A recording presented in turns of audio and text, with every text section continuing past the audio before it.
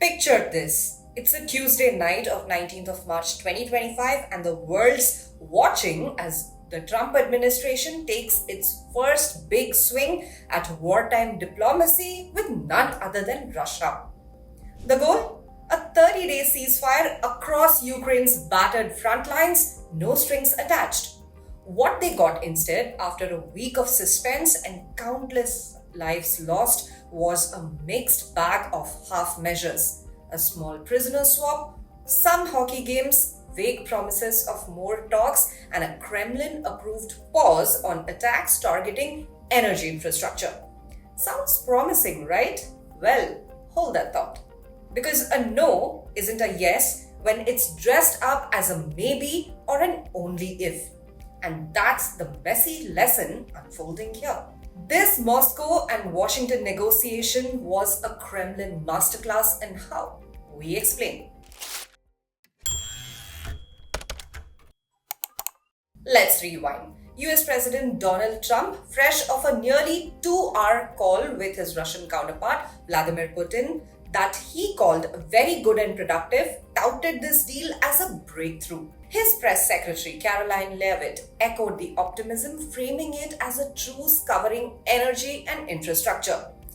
But here's where the plot thickens and the wheels start wobbling. The Kremlin's version?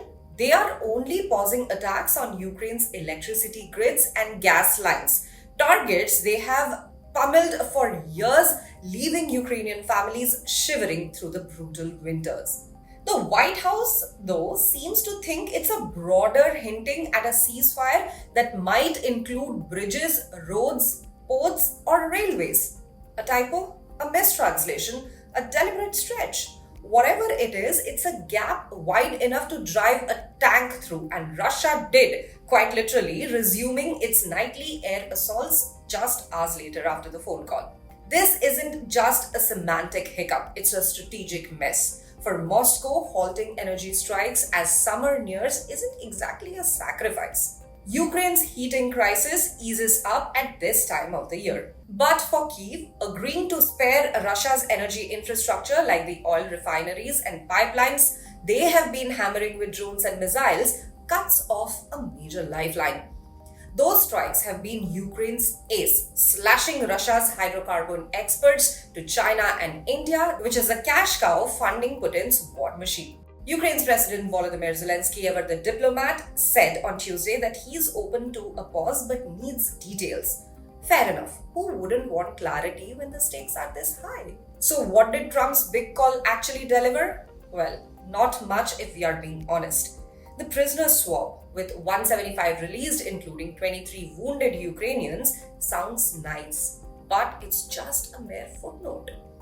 These exchanges happen often, and this one's slated for Wednesday, suggesting it was already in motion. Beyond that, Putin detangled a few crumbs, which means a pause on energy attacks effective immediately, he claims, and a call for working groups to hash out Ukraine and US-Russia ties. If working group sounds like a dodge, it's because this is a dodge. Russian Diplo speaker for "we'll get back to you," maybe never. Oh, and he's still pushing to kill all foreign aid and intelligence to Ukraine, which is a demand Trump briefly humored once before. Spoiler, it's coming up again. The roots of this tangle trace back to the United States and Ukraine's Jeddah statement, which is a noble but naive pitch for an instant, all-out ceasefire in a war that's raged for 3 savage years. It ignored the chaos of coordinating troops incommunicado with their commanders and skipped over who had enforced it. US Secretary of State Marco Rubio breezily suggested, meanwhile, that satellites could handle oversight. Sure, the tech's there, but good luck convincing Moscow to let the United States play referee, zooming in on their every move.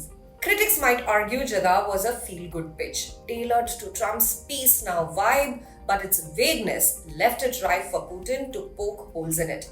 And poke he did, offering just enough to avoid a hard no while keeping his options wide open.